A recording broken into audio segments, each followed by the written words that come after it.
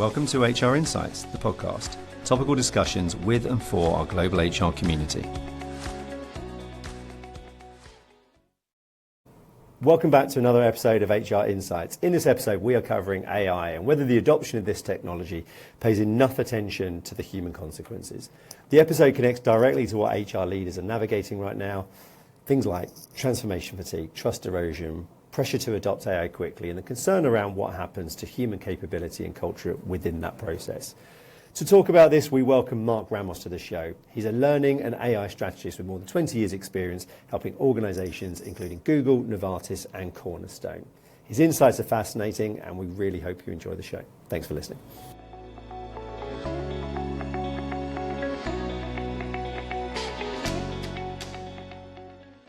Hi, Marc. Welcome to the Elliott Scott podcast. How are you today? Doing well, Stuart. Thank you so very much for the invitation. No, it's really good to have you. Now, for the audience, can you tell us your name, where you come from, what do you do? It'd be nice to get a little summary from you. Sure. So Marc Ramos, Chief Learning Officer, helping to support Fortune 500 companies really develop the capabilities of their workforce and their partners. Most recently worked with Google, Microsoft, Accenture. Actually spent some time in Europe supporting learning strategy and innovation at Novartis, which was great. And then moved back to the US, where I'm dialing in now from Cape Coral, Florida, where I was most recently the Chief Learning Officer at Cornerstone. And again, really excited to be here. Yeah, that's very cool. Cape Cornerstone, Florida. Where exactly in Florida is that? I know some people listening won't know exactly where that is. Yeah, so Florida is one kind of big peninsula, for lack of better words, and on the Gulf side, not the Atlantic side, if you go about a third of the way up, that's Cape Coral, in between Naples and Tampa. I think it's pretty nice. I'm guessing you've got some pretty nice weather as well, in terms of nice, hot, warm conditions too. Yeah. It's a little subjective to a certain degree. I don't mind the heat, but I don't like the bugs. And the gators, the famous Florida gators, they're actually roaming around places that they shouldn't. That's okay. It's great to be here. My wife loves golfing, and there's a ton of golfing, so that's another benefit. I'm very jealous. I'm a huge golfer myself, so yeah, I'm very jealous of that. And look, today's topic, we're going to talk about all things AI. So we're going to go through a number of different questions, a number of things. Your experience with that, before we get into the questions, do you want to touch on that in a little bit more detail for our audience?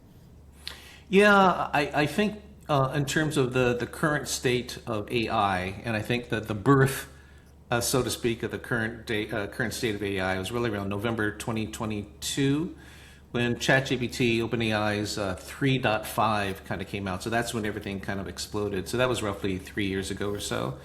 But even before that, when I was at Google in the teens, a big focus from the L&D perspective was trying to figure out machine learning and how machine learning, deeper use of data can actually benefit learning programs, people programs, and so forth. And that eventually evolved to the current state of AI. Where I'm at currently is I'm lucky enough to be appointed as a fellow at Harvard's Graduate School of Education, supporting their Learning Innovation Lab, which is a really deep focus and exploratory investigative focus on the use of AI for L&D and for talent and HR, but mostly from an L&D perspective.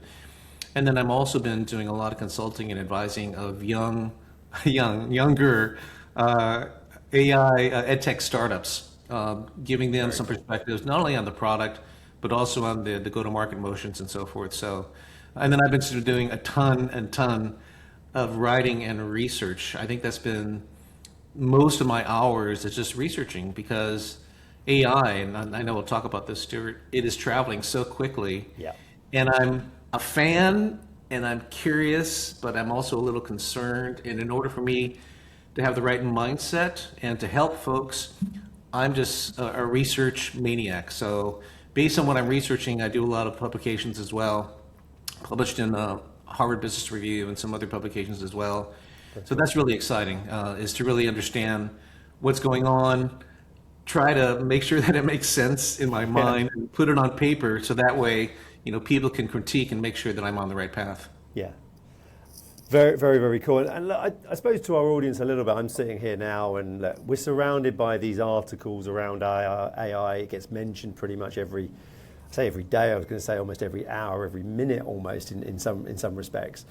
But the conversation here is we're in different phases of where AI is, and different companies are in different phases. Some are more advanced, some are not so advanced, some are nervous about it. So for me, I suppose when the topic of AI comes up as a podcast topic, a lot of people will say, "Oh, another one." But part of me thinks there almost has to be, because it's an ongoing conversation that continues to change and evolve as we go through. So the reason we want to go there is because we want to be part of that continual conversation, and that's part of the reason why we thought this was such a good topic today to talk about. So I want to kick us off then. Now, AI. Just mentioned, we talk about it every day, every minute, every hour, every day, it's getting mentioned somewhere. From your side, Marc, do you think that businesses are moving too quickly into AI implementation without fully understanding, I suppose, the consequences for their organization and the potential wider environment?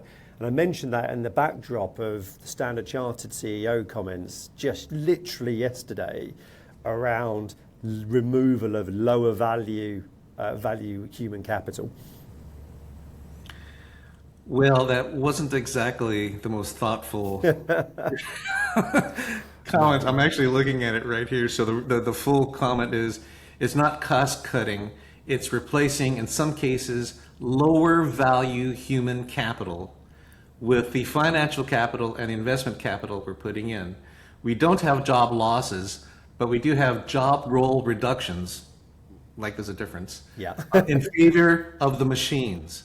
So this is coming from Bill Winters, about 8,000 folks being cut. Now, I get it. That's a brutal part of our reality broadly. But one of the things that I'm hoping that we can talk about is leadership's responsibility to provide the right tone and the right messaging to their people. It's one thing saying that you're going to have to cut roughly 8,000 people. I don't know if I'd be as dramatic as calling those 8,000, lower value human capital. I don't think that's the leadership's right message, because there's other messaging that's happening. Commonwealth Bank in Australia, they basically said they're going to be reducing by roughly 90 million in Australian dollars between now and 2030. But the messaging was radically different. The messaging was, we're taking that money to rebuild and reskill our existing people. And so I think that's a really, really big tone that we need to, I think, set. But getting back to your question, Stuart, wow, there's just a lot going on right now. And I feel for folks who are listening to this podcast and maybe watching on YouTube, in the sense of, if you're in an HR or talent or L&D function, you're on this spectrum, right? And the spectrum hasn't been changing, but now I think it's getting radically a little funky, for lack of better words. The spectrum basically is, wow, I'm so excited, I'm so enthusiastic. This AI thing is going to radically change how we can provide better programs and services and content to our workforce. And so I'm so excited, right? This is the best time to be in HR, or this is the best time to be in L&D, or whatever it might be. And I love that, and I agree with that 1,000%. But there's this brutal reality of folks on the other side of the spectrum, right? The folks on the other side of the spectrum, they're loaded with anxiety. Is this AI thing going to take my job? Is this going to radically, change my vocation and my role?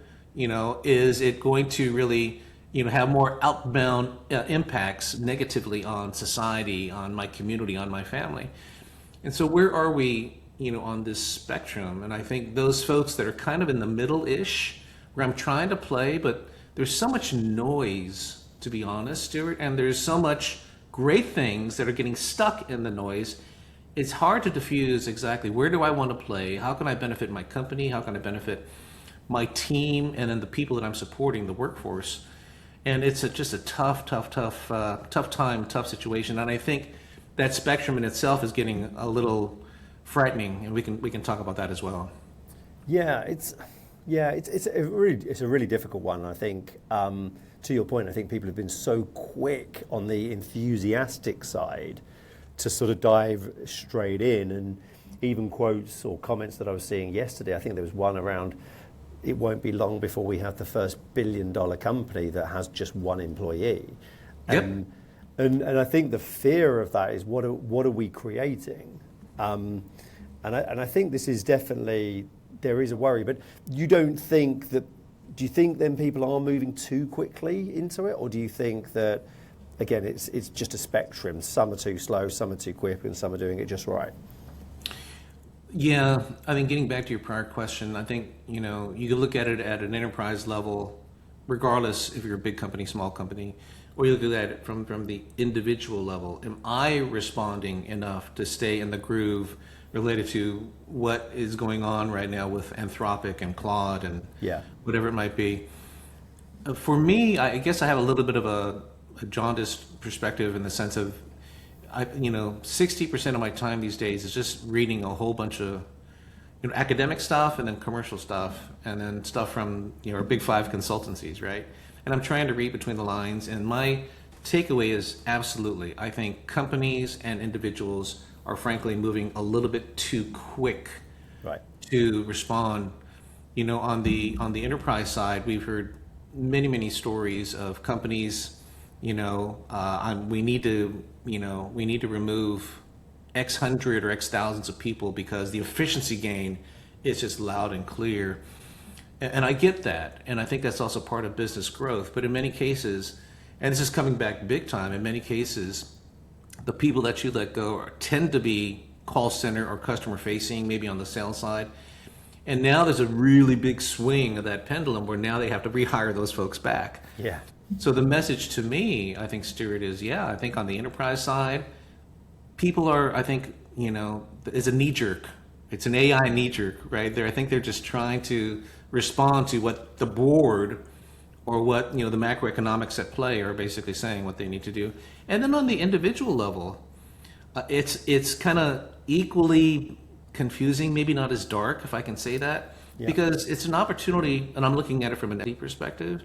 It's an opportunity to upskill and to reskill and to make yourself the best, awesome instructional designer or program manager or facilitator. We'll still need human facilitators, folks. And how can I be best in that domain to partner with AI? So I think the net for me is in both domains, but particularly in the large scale corporate perspective, I think a lot of companies are still moving a little bit too quickly. And it kind of comes down to just not really understanding the true consequences that might not be monetary or commercial. It could be around culture. Yep. It could be about the voice of our people. It could be customer responses. It could be the industry's kind of macro view of, wow, we get it, but aren't you cutting a little bit too much? Because I need these people. I need the John and Jane and Stuart and Mary that's been supporting me and my success for the past few years. So, I think people and companies are moving a little bit too quickly. Yeah, and my only thoughts on that a little bit, I always think the stock market's a really good one to look at when you're sort of looking at different companies. And the one thing I'd point everybody to is you look at companies like Microsoft and Meta and their share price. The share price hasn't gone anywhere purely because people are nervous. It's actually gone up. It's just, it's gone up a little bit, not massively over the last year because of the amount of investment they put into AI with no return. But then you look at Apple, who have gone up in greater percentage terms, and they haven't really gone heavily into AI. And then you look at NVIDIA, who have gone very heavily, obviously, into it because of what they do, and their share price has gone up dramatically. So I think the moral of the story really is that a lot of it depends on your risk appetite. A lot of it depends on how risky you want to be to get the return. And the riskier you are, obviously, the greater upside, but the riskier you are also means the greater downside. So I think that would be where I would stand as if I was looking at it from a company perspective. It all depends on your risk appetite. And that is something that I think it comes back to the culture of your firm, who you are as a business. And that is where HR should be talking to the C-suite around how this exists within their whole framework. Yeah, I think you're spot on. The risk appetite, the risk mitigation. What's really interesting is, and I don't know if this is like a U.S. specific thing, but I think one of the reasons why our economy, so to speak, can handle all of this risk is because when you're looking at firms investing into Series A, Series B startups, that level of risk tolerance, 1 out of 10 of you startups is going to succeed, but that's going to be a blockbuster. And I'm willing to take on the risk of that 90% of the investment that's not going to truly happen. Yeah. I think that's really, really there. I will say the risk thing, it's kind of 360 to a certain degree. So, I mean, there's like companies that are taking the risk to, engage or not engage, whichever. But there's the investment community that's also taking a risk into where do I invest and where do I not invest.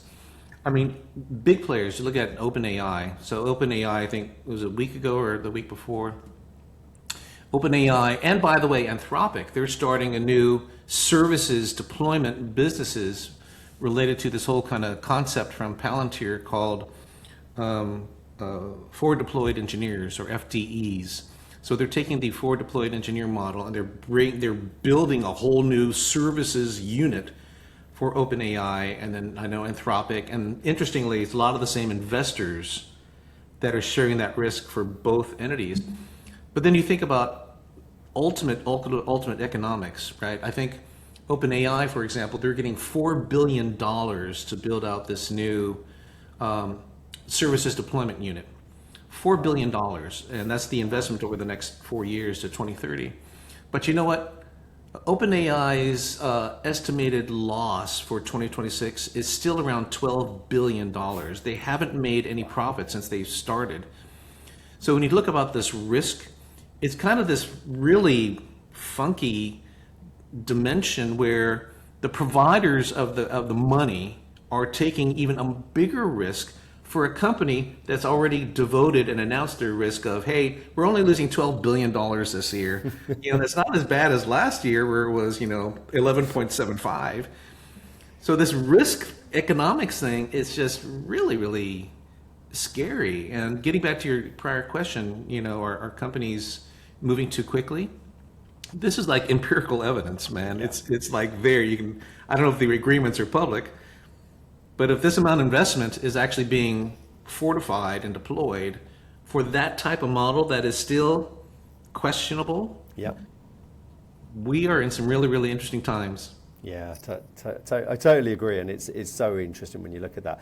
I want to jump to another question, and sort of I'm moving around a little bit, but I want to touch on the communication piece that we mentioned. Actually, Standard Chartered, the timing of that is just ironic in terms of how that's played in here. But I want to talk about how leaders then should communicate AI adoption if they want employees to feel included rather than threatened. And that's going to be tough, isn't it? Because everything that we're hearing about, and I think you mentioned the good and bad, and we might go back to reference that in terms of how someone does it well and how someone does it badly. But that's tough, isn't it? Because generally, everyone's looking at AI as a way of cost saving, correct? I think so. I don't know if it's 80-20, but it's probably more 51 than 49 in terms of that group, if it makes sense. That's a good question. I mean, looking at it from a leadership perspective and the decisions that key leaders, whether you're with Standard Charter or Commonwealth or IBM, what IBM's doing, their CHRO, Nickel, is just announcing some phenomenally positive stuff. But when it comes down to leadership traits, right, I don't think there's anything like super, super, super radically different. You need to establish trust. Trust is established by being transparent. Transparent is also being fortified and established by walking the talk. So C-levels, they got to say, hey, I built an agent over the weekend. Oh, no, don't say over the weekend. I built an agent Monday morning. And it kind of does this. All it does is really help filter my Outlook or my Gmail better. But it's one thing to say that you're in it, but I think in terms of transparency, you should show your teams exactly what you built. So you need to be trustworthy, transparent, and I think you need to be authentic, good old classic authenticity, but truly authentic in the sense of, this is what I built. Can I share it with you? It's kind of ugly, I know, but this is what I'm doing, this is what I'm trying, and this is what I'm trying to do from a self-learning perspective. And so I think that's another attribute, because I think once leaders actually show that level of authenticity and that they're not the perfect AI agent builder, that is totally fine. And that's expected. And I think getting back to the 95% of C-levels that are not doing that, there is short-term, medium-term, and definitely long-term damage because of all the other factors of anxiety and job displacement and so forth. So, yeah, it's again really interesting time, Stuart.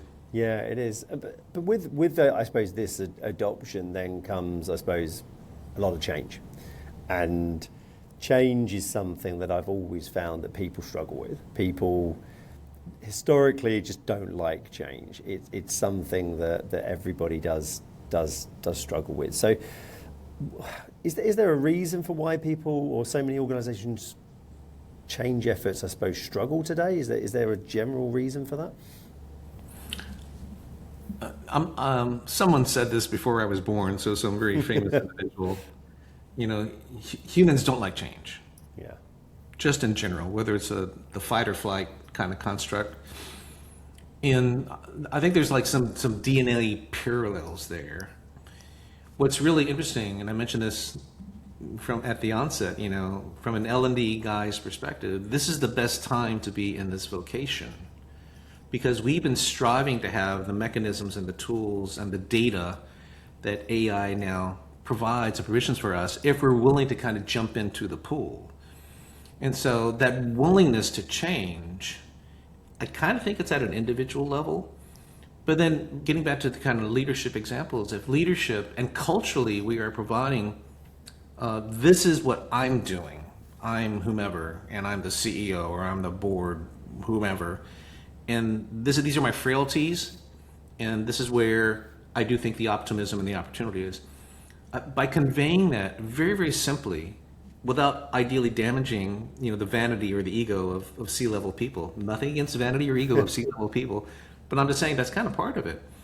And I think we need to get out of that. And I think this is the opportunity to also be a phenomenal leader, because now there aren't any excuses.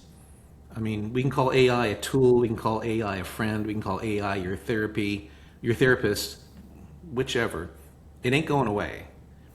And so I think the companies that are starting to be a little more on the cutting edge, I think they're providing those attributes that I mentioned and a whole bunch more. So we'll see what happens. So I mentioned Nicole at IBM, so the chief people officer, CHRO, and she announced, I think like 5 weeks ago, counter to what IBM has been saying, you know, I am going to triple the amount of entry-level people starting in the US as soon as possible. That is the opposite message of a lot of other companies. Yeah, it is. Yep. But her point, real brief, is just common sense. You know, it's middle management that really is the fuel and the engine of any successful enterprise. The reality is, if we don't bring in those new people that are going to become middle managers, we are diluting that critical aspect of our future. The other thing she said, which I think was really bold, particularly coming from a chief people officer, she said, and by the way, half these people we bring on board, we're not even sure what they're going to do. But her point was, I recognize that. But here's the thing: in 3 months, 90 days to whatever, the ball game's going to change, and there's going to be a whole bunch of new roles where we want to be ready. And the conversation is, what's the dilemma between readiness and risk? And at some point, you got to play both sides, but it's both sides of the same coin, right? It's survival at the corporate level, and then I think it's also growth at the individual level. Yep. Yeah, interesting. What role does trust play in whether people embrace or resist AI inside an organization? Oh boy, yeah. We need another 45 minutes on top of this 45 minutes to talk about it. No. I'll try to. I've been thinking and I've been speaking a lot on this, and this whole thing about trust. It's obviously critical, right? But we need to look at it from, I think, different segments. I think when you look at it from a global perspective, I don't know if you read the Edelman Trust Barometer. It's a really good annual view of trust, and basically, when you're looking at it kind of at the highest level. 49% of the world does not trust AI. And what's interesting is that number's getting worse. But what's super interesting, I have the report right here. What's super interesting, and by the way, if you're not familiar with the Edelman Trust Barometer, they're looking at roughly 40,000 individuals in roughly 30 countries. So it's really crisp data, and I think it's fairly accurate. what's really interesting is what they're basically saying is there's like this certain momentum related to trust. And we can break that down geographically, commercially, whatever. 2016, their focus was on the fact that we're trust is being diluted because of the class divide. 2023, they were saying that trust is being diluted because we're living in more and more of a polarized world. Last year, it was trust and the crisis of grievance. Now, this year, for 2026, they're basically saying that we're in a state of insularity. And what that basically means is the one question that they asked, which I think is just mind-blowing, the one question that they asked in the survey for these folks, when it comes to trusting someone who, lives by my core values, has different perspectives, but they respect mine, I am generally unwilling or hesitant or open to trust that person. So unwilling, 30%, hesitant, 40%, open, 30%.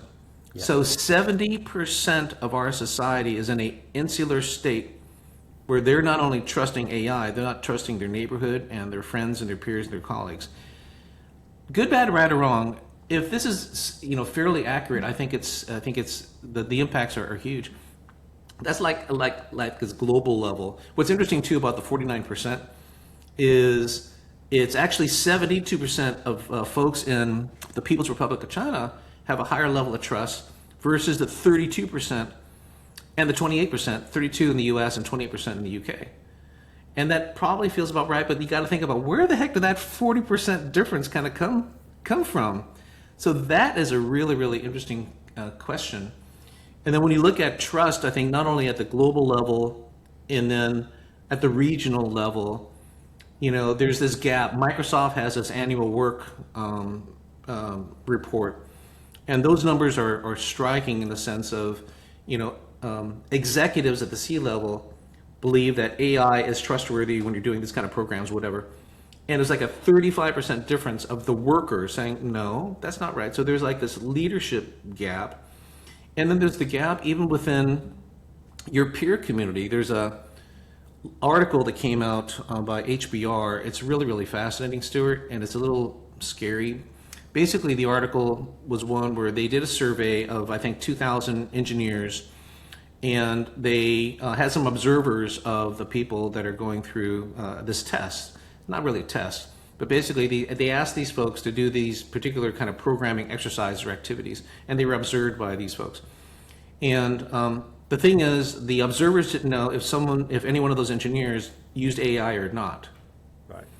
And so I don't know if you're familiar with the survey, but what's really interesting is the result was one where if an observer felt that someone used AI in this exercise, they were deemed by, I think it was 12 or 13% of not being as competent as someone who didn't use AI. Then the numbers got worse. When the same kind of folks were looking at women programmers and engineers, it moved from that 12% to 28%. So just from a gender perspective, if you're doing the same type of work, if you're using AI, your competence is deemed even more. And then it got even kind of worse, where there was observers that were older male engineers evaluating these other folks. And if they found out that it was a woman engineer, the number moved to like 34%. So there's like this trust, even within ourselves, that's getting, really, really questionable. So it's the trust thing is, I think, probably core to adoption. And there's this great quote by, I think it's someone in Google, and they basically said the number one area of adoption is trust through transparency. Right. And I really think that's so spot on. So I don't mean to kind of go into the trust zone, but I think it's a really, really big deal. Yeah, it's super interesting because I think you've got two real issues, haven't you, a little bit, that seem to be cropping up more so now. Like, obviously there's the internal company issue for the adoption piece, but there's also this external negativity that seems to be cropping up more generally. And that's a couple of articles that I looked at just prior to this call that sort of implied that there's the negativity towards the data centers themselves, with the amount of energy potentially that they they might take up and what that might mean for, I suppose, countries moving forward. And then there's I suppose the broader negativity around general jobs, etc. as well. And some of the stats are quite interesting, like 64% of 18 to 29-year-olds think it's moving too quickly. 67% of 30 to 44-year-olds think it's moving too quickly. Like, it's amazing that for something a couple of years ago seemed so inevitable, the negativity now seems so high, which is what surprises me the most. Yeah, I think you're spot on. And so like there's negativity. To me, negativity is like it's somewhat of a passive response. But I think it's getting worse. There's an article that came out just this week from the researchers at Writer and Workspace Intelligence. And it's a really, really phenomenal survey.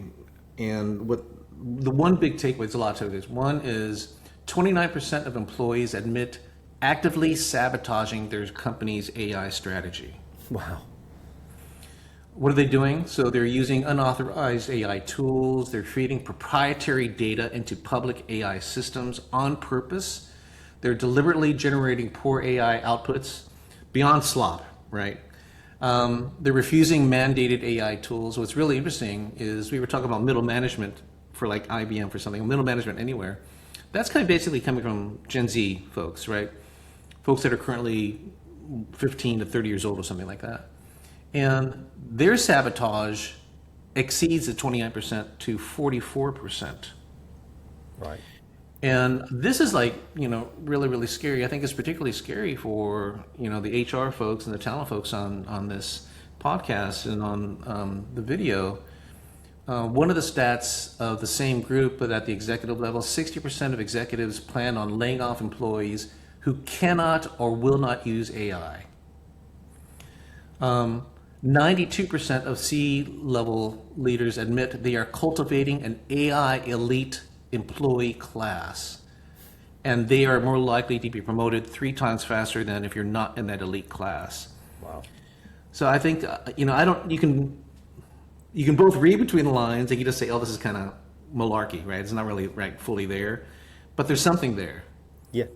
Well, it's something that, again, I suppose companies have to deal with or think about when they're implementing AI. I think we mentioned obviously there's a trust from both an internal and external perspective, and that's a tough one to manage, because you've got this negative sentiment externally that seems to be coming through, and I'm guessing that negative sentiment probably sits internally as well. Somebody internally is not going to be very happy about this.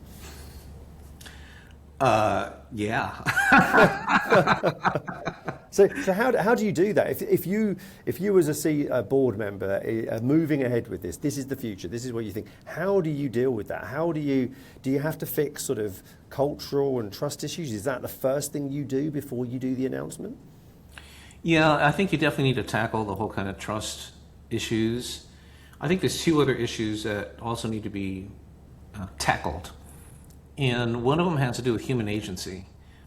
So human beings in general, we like this thing called control. We like to make our own decisions. So just at a high level, generally speaking, that's human agency, right?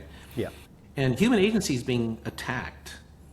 And I think what's fascinating is, so that's just one thing in general, is that we need to think about how to consider new people measures just related to human agency. And I think it's a really, really big deal. I think we need to think a lot more about, how we measure, the choice being made related to an asset that's actually being built or a program that's kind of being built.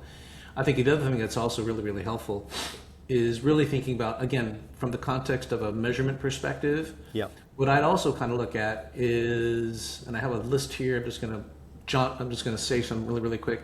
So it's one thing to measure consumption. It's one thing to measure AI activity. But from a human agency perspective, I think it's really important to have measurements related, to, do you feel ownership of your output? Ownership meaning getting back to agency. Do you feel that you have any say from an L&D perspective in which L&D or talent tasks are being automated versus no, that should stay with human? Are you doing the parts of your job that you find most meaningful? meaningfulness, assuming that's a word. Yeah, it is a word. It's kind of like this lost attribute. And where is the real meaning? Because AI, I'm sure this is an argument somewhere, AI doesn't really provide meaning in the sense of human meaning. So I think the human atrophy thing, I think, is just, atrophy, the human agency thing is really important. The other thing, just really, really quick, because this is a really hot topic, there's like these cognitive traps that are happening for a lot of our workers. So I'm just going to highlight what I think are like the four biggest ones that are kind of like in a certain cadence. So there's like cognitive offloading, which basically means I'm just going to rely on AI to do X percentage of my work. Okay, so that's like the act that occurs. Yep. Then there's the consequence of that. So the consequence of that is what I consider, there's a lot of papers on cognitive atrophy. So after you've offloaded some of the work, are there any skills that are actually now being consciously or unconsciously offloaded as well? So that's part of this atrophy. And then you're familiar with work slop. Yep. That's another result. Oh, as a result of the first two, now I don't really have to do accurate stuff. I'm going to lean on AI. But what's really interesting is, from a work slop perspective, a lot of workers don't know that the slop being created now is not intentional. So I don't know that I'm building all that slop. Or really, you found that 30% of my slide deck is incorrect? Really? I didn't know that. Which kind of leads to this fourth point that I call delusional spirals. Delusional spirals in the sense of, you start to have like this schizophrenic, if that's the right word, relationship with AI, where now it's my buddy. Right. Of course it's trustworthy. Yeah, give me some advice on the dating scene or whatever it might be, right? And so I think these cognitive dimensions are really, really starting to really overspin in the sense of A, not being viewed by your coworkers in the company, and then B, not understanding the impacts to the business. Yeah. Yeah, it's really interesting. I want to touch on then, we talked about it a little bit in terms of the human connection within organizations. And will AI enhance it, or does it risk diluting that human connection? Because part of the reason I like going to work or doing what I do is for the connection that I get with people. But are we running the risk of removing that completely by the adoption of AI? I don't think completely. I mean, one of the good things about AI is it helps you understand what you're good at. Now, it might only be 80% correct because of all these other factors, but you know what? If I didn't know that I actually have really good analytical skills related to seeing patterns, I kind of thought so, maybe intuitively, but now AI is saying, actually, if you use the right prompting, give me some advice in terms of skills that I'm not recognizing. Oh, did you know that so if you have so that's great. So like this newfound or unleashed expertise is now becoming explicit or visible. I know that's definitely happening. It's definitely happening to me all the time. But anyway, I know that's happening. You're finding out that you're actually pretty good at something. Well, if that's the case, getting back to how I work with my buddies and so forth, if that's the case, do you have an obligation to take that unleashed newfound expertise and share it? One of the things I think really is fascinating, this is outside of the L&D domain, there's a lot of companies that are increasing their spend dollars related to having the average person teach something to others, right? This whole aspect of teaching is learning twice. And this is something that was very predominant at Google. We had a program called Googler to Googler. And the whole premise here is anyone can teach any topic at any time, and to scale or just to individuals. And so getting back to your question about collaboration and community, I am kind of seeing that pop up because AI is kind of, maybe unleashing is not the right word, Stuart, but AI is providing something net new about Marc and Stuart that we weren't even we didn't know about. But here's the trick: are you sharing it? So the dimensions there of personal recognition are tremendous. The dimensions there of personal growth. Wow, I didn't know that from a mobility standpoint, I'm a sales guy or gal, and I can actually get into engineering. Well, yeah, because you do have those analytical skills so there's something really beautiful there. And then there's something also beautiful, if I can use that word, Yeah. if you do find newfound time because AI is creating something faster, better for you, whatever. But there's like some really good studies that basically say, in general, there's a 20% net new gain in your hourly work because AI is doing all this other stuff. Okay, well, you should take that 20% to make yourself better. You should take that 20% to teach somebody else. You should take that 20% to improve what currently exists.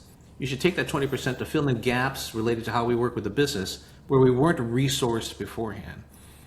So those opportunities are becoming more apparent, just being glass half full. And the glass half empty side is, oh yeah, whether it's one of those cognitive ploys, to a certain degree, people are getting lazy. Yep. And the laziness can also equate to, you know what? Normally I would walk down the hallway to talk to Mary because Mary's really cool and Mary has this stuff. Now it's kind of like, what the heck? I'm just going to look it up online. So that human engagement, I think at some point it should be increasing, but on some other real points it is decreasing. Yeah.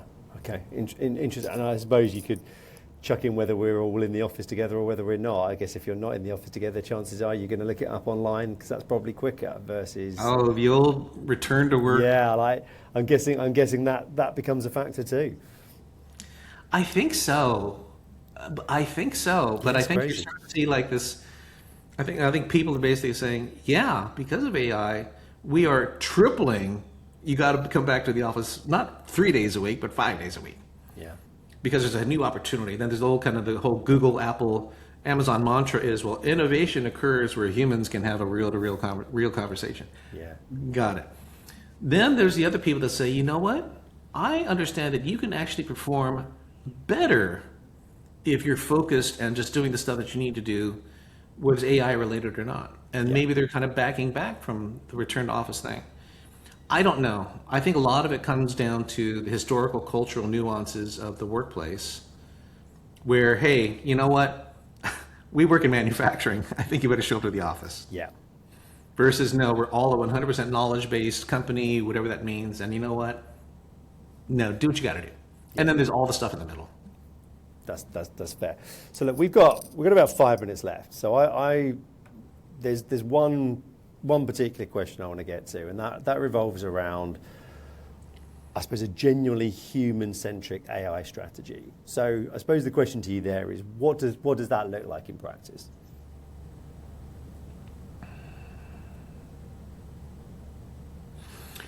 So I wrote this series a little while ago called "The Purpose is People." And it's exactly in this vein, Stuart. And that AI's purpose is to benefit mankind, period. But what does that mean in practice? Particularly from a corporate perspective. So it's a really good question. I don't know if anybody has found the answer. I do know that a lot of what I would consider smart and savvy C-level folks, they understand that at the end of the day, it is about the humans. It is about the people, and AI has a certain play to make the humans or the people kind of better. But what does that actually kind of look like? One of the things that I think is really interesting is the whole aspect of culture, and that culture really didn't originate by a machine, right? I think culture probably originated by some smart, savvy humans that said, at the end of the day, this is what we believe in, these are our values, and this is what it looks like in practice. Yeah. So I think that's one really paramount attribute. I think another one is, it's just kind of organizational. I think one of the things about technology, one of the things about AI is it's flattening the org structure. And there's a lot of benefits of that, right? Speed, access to more relevant information, accelerated support of the business, whether it's a regional or functional or whatever it might be, business unit. So I think there's like this organizational play. I'm not saying that a lot of companies are taking this on, but I'm starting to see this at Microsoft and IBM. At ServiceNow, it's becoming flatter and flatter, which is great. Why? Because now decision making, this is maybe like the third thing, I think the decision making is now becoming louder and louder in terms of where humans play. And call it, augmented work, the AI agent with the human worker, I get it. But at some point, decision making still remains, at this time a human quality, a human attribute. So kind of getting back to your questions, how do we bring in like these humane or humanistic kind of attributes? I think culture, I think organizational structure really helps. And then understanding where will humans continually play related to the right skills. And I think the top, there's maybe two top parallel skills. One is decision making, and then the other one is just understanding how to think. Because if you don't understand how you think related to how AI is trying to figure out how you think, then AI is going to commandeer your approach. I guess there's maybe one last thing, and that is related to augmented work and AI agents being embedded into the work to do some steps with you or for you. Yep. What's really interesting to me is, say you're working for BMW and you're building the engine, I don't know, and you're in the assembly line, and let's just say there's 18 steps to build that. Okay, now from an augmented perspective, maybe an AI is now doing 9 of those steps. And so the human is doing the other 9, but not in reality. The remaining 9 are now a brand new 9, but they're still for the human to figure out. So my last point here is, if we understand, how work is being rewired, where does AI play, where does humans play, whatever, but how work is being rewired, we must answer the question, where does the human fit? And once we have that, then we have this, now we have this kind of this humanistic, humane kind of a perspective, but that's just original thoughts. I don't think anybody has really figured it out, but some initial thinking. Yeah, I think it's really powerful, and I think it's something for everyone to think about, because I think the message probably 1, 2, 3 years ago that it's coming, so everyone's got to deal with it. And it was almost like a get down with it or get out almost approach if you're not comfortable. And it feels like that message has shifted. It feels like that message isn't like get down with it. It now feels like people will start pushing against it or rebel against it if you don't deliver the message in the right way, if you don't have a human approach to it. And I think that is what I think is coming out, and what I'm hearing from yourself, from everybody else, is that think about the message from a people perspective. Think about that first before you then go and bully's probably the wrong word, but I'm sure a lot of workers will feel like they're being bullied into doing this because that's what the board wants, because it's going to save money, it's going to increase profitability. But think about the people side of things first before you then mention the gain you're going to save from a profitability standpoint. Yeah, and then don't call people, what was the phraseology? Yeah. Don't call them lower value human capital. Yeah. I remember in maybe 15, 20 years ago, HR wanted to now be human capital, and I was thinking, really? Is that we want to use that word? I totally hear what you're saying, and I think that's maybe the fifth element is got to treat people with respect. That's ageless, and respect looks like this, and this. And I think new forms of leadership showing respect also means being uber authentic. I'm playing around with Claude Code. I'm building an AI agent. I totally fumbled.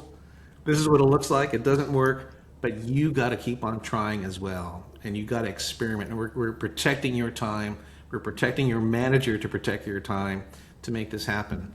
But there's no choice. We got to get really good at this. But we need to think about humans and people first. Yeah, completely. And I think that's a lovely way to sort of sign off on the show. But Marc, it's been an absolute pleasure to talk to you about this. And it's a topic that's going to sort of run. So I'm almost giving you a virtual invitation to come back maybe next year and repeat this conversation, because I think we'll potentially be in a totally different space than where we're at right this second.